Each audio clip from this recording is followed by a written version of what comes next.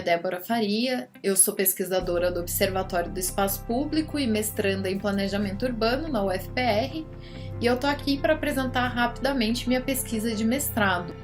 Ela foi realizada no Espaço Público da cidade de Curitiba.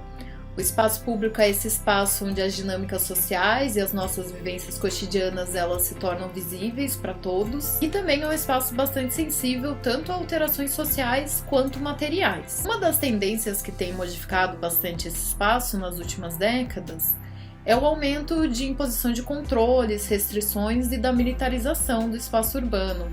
Isso geralmente é justificado pelo aumento da criminalidade ou pelo medo do crime.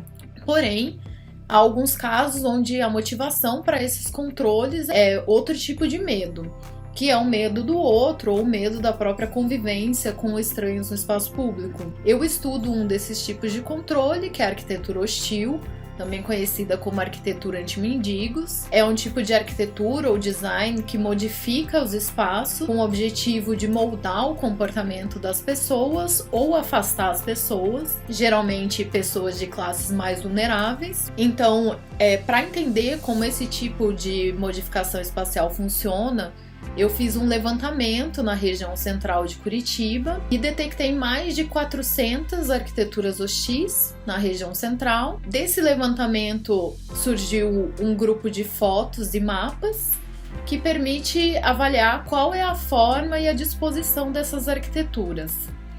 A pesquisa ela também permite avaliar como pequenas alterações no espaço, como a arquitetura hostil, pode influenciar na diminuição dos nossos espaços de sociabilidade e de convivência, como a gente sente o espaço público, e também pode influenciar na relação entre os espaços públicos e privados da cidade.